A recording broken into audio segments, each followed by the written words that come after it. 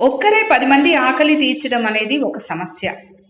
కానీ 10 మంది కలిసి ఒకరి ఆకలి తీర్చడం పెద్ద సమస్య కాదు. కానీ ఒక్కడే 100 మందికి నేనున్నానని అభయమిస్తూ అన్నదానం చేస్తున్న దాసరి దుర్గారావు దివ్యాంగుడు. అతని తండ్రి లక్ష్మీనారాయణ. ఇతను కృష్ణా జిల్లా విజయవాడ రాణిగారి తోట తారక రామ్ నగర్ నివాసి. పుట్టుకతోనే 2 కాళ్ళు లేవు.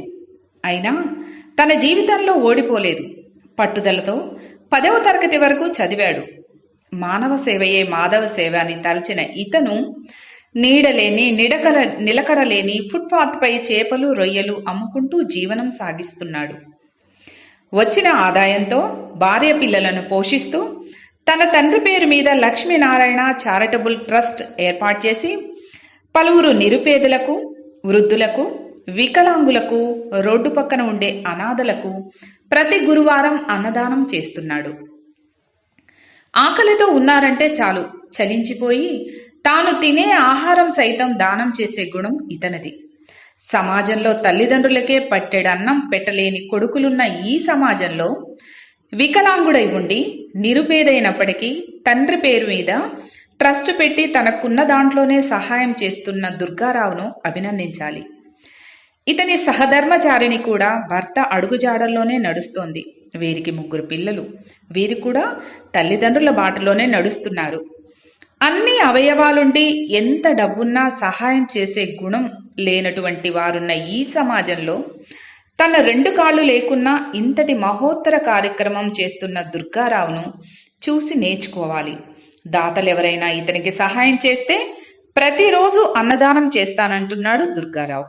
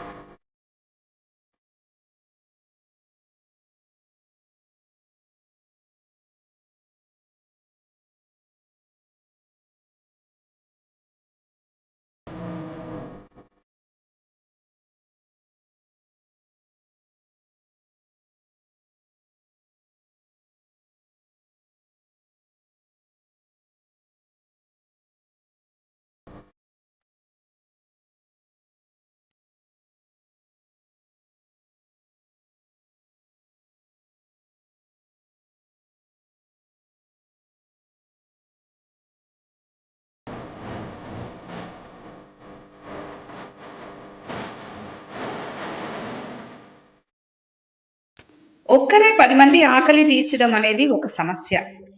కానీ 10 మంది కలిసి ఒకరి ఆకలి తీర్చడం పెద్ద సమస్య కాదు. కానీ ఒక్కడే 100 మందికి నేనున్నానని అభయమిస్తూ అన్నదానం చేస్తున్న దాసరి దుర్గారావు దివ్యాంగుడు. అతని తండ్రి లక్ష్మీనారాయణ. ఇతను కృష్ణా జిల్లా విజయవాడ రాణిగారి తోట తారక రామ్ నగర్ నివాసి. పుట్టుకతోనే 2 కాళ్ళు లేవు. అయినా తన జీవితంలో ఓడిపోలేదు. పట్టుదలతో 10వ తరగతి వరకు చదివాడు. మానవ సేవయే మాధవ సేవ అని తలచిన ఇతను నీడలేని నిలకడలేని ఫుట్పాత్పై చేపలు రొయ్యలు అమ్ముకుంటూ జీవనం సాగిస్తున్నాడు. వచ్చిన ఆదాయంతో భార్య పిల్లలను పోషిస్తూ తన తండ్రి పేరు మీద లక్ష్మీనారాయణ చారిటబుల్ ట్రస్ట్ ఏర్పాటు చేసి పలువురు నిరుపేదలకు, వృద్ధులకు, వికలాంగులకు, రోడ్డు పక్కన ఉండే అనాథలకు ప్రతి గురువారం అన్నదానం చేస్తున్నాడు. ఆకలితో ఉన్నారంటే చాలు చలించిపోయి తాను తినే ఆహారం సైతం దానం చేసే గుణం ఇతనిది.